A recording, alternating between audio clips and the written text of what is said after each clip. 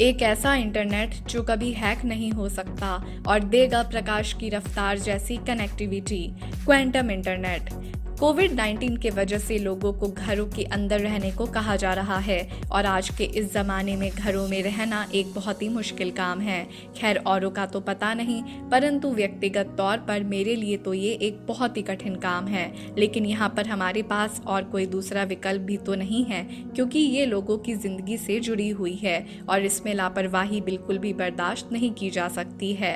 खैर इसी दौर में घर में बैठे बैठे बोरियत दूर करने के लिए लोगों के पास आज इंटरनेट है, परंतु खेद की बात तो ये है कि हैवी ट्रैफिक के कारण इसकी हालत भी आज पस्त है।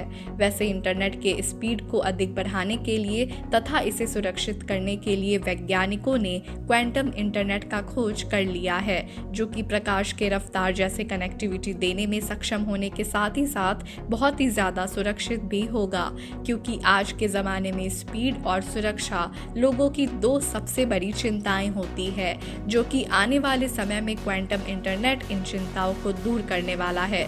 तो दोस्तों, आज के इस वीडियो में हम लोग क्वांटम इंटरनेट तथा इससे जुड़ी कई अन्य विशेष बातों को जानेंगे, जिसे कि आप लोगों ने शायद ही कहीं पढ़ा होगा।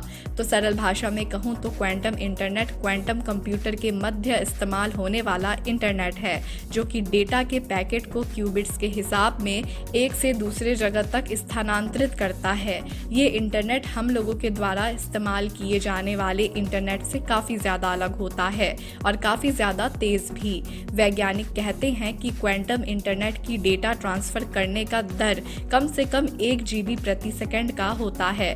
खैर मैं बता दूं कि इस इंटरनेट के तकनीक को चीन के वैज्ञानिकों ने ढूंढ कर निकाल लिया है, जहां 40 किलोमीटर दूरी पर मौजूद 2 जगहों को इस इंटरनेट के माध्यम से जोड़ा गया था।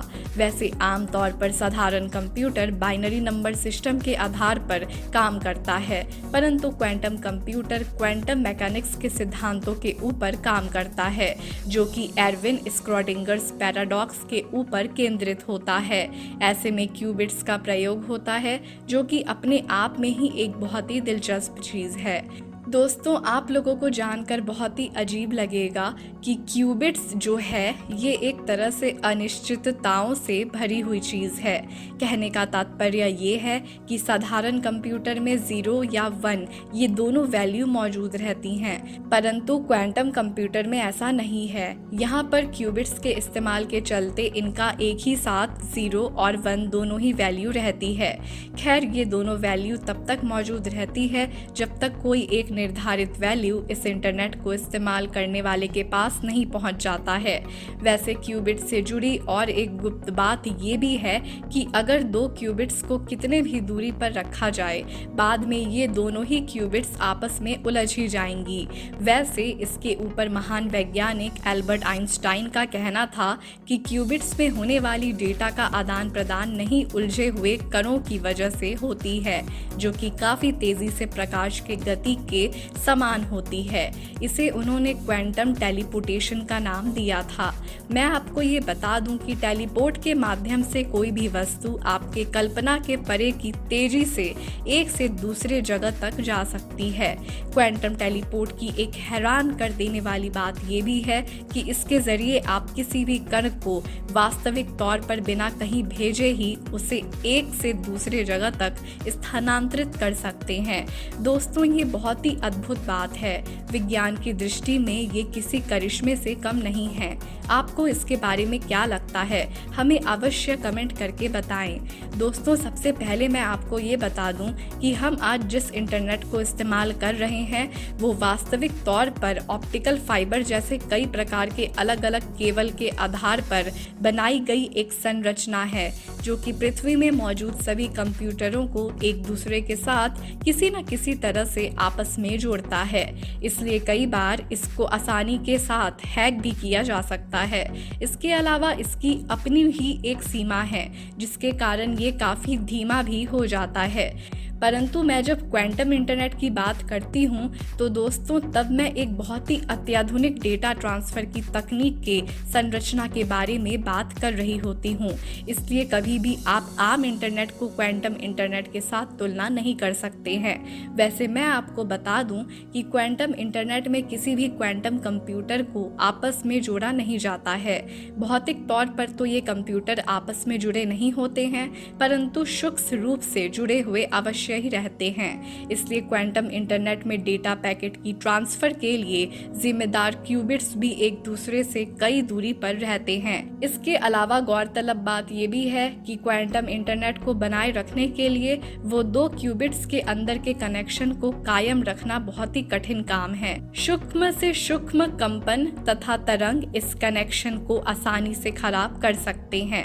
इसलिए हमें इस बात का बहुत ही अच्छे तरीके से ध्यान रखना होगा। क्वांटम इंटरनेट को सही तरीके से काम करते रहने के लिए क्वांटम मेमोरी का भी होना बहुत ही ज़रूरी है।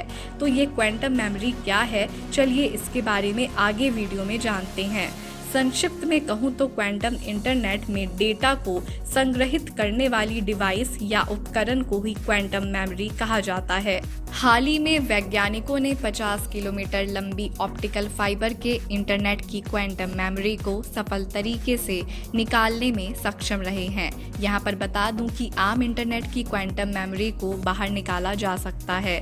कुछ वैज्ञानिक क्वांटम मेमोरी को निकालने के लिए फोटॉन्स का भी इस्तेमाल करते हैं। फोटॉन्स के जरिए आसानी से किसी भी अणु को ऊर्जा के द्वारा एक्साइट किया जा सकता है, जिससे क्यूबिट्स की उलझी हुई संरचना सहज तरीके से सुलझ जाती है। इसके बाद वैज्ञानिक फोटॉन्स की तीव्रता को संतुलित अवस्था में लेकर आते हैं, जिससे उस जगह पर मौजूद क्यूबिट्स को इकट्ठा किया जा सके। इस प्रक्रिया के बाद फोटॉन कण को पूर्व के भांति फिर से ऑप्टिकल फाइबर के अंदर आगे बढ़ने के लिए छोड़ दिया जाता है। देखा जाए तो क्वांटम मेमोरी को ढूंढने की प्रक्रिया उतनी भी कठिन नहीं है। हालांकि वैज्ञानिकों को अभी भी क्वांटम टेलीपोर्टेशन को लेकर अभी भी कई सारे पुष्टिकरण लानी है, जिसके जरिए आगे क्वांटम इंटरनेट को विस्तृत रूप से उपयोग में लिया जा सकता है। आपको क्या लगता है, क्या क्वांटम इंटरनेट कभी हकीकत में हमारे जीवन में इस्तेमाल होने लायक बन सकता है? तो दोस्तों, अगर ये वीडियो आपको पसंद आई हो तो वीडियो को लाइक एंड शेयर ज़रूर करें और ऐसे ही कुछ अनजाने रहस्यों को जानने के लिए हमारे चैनल को सब्सक्राइब कर लें। धन्यवाद।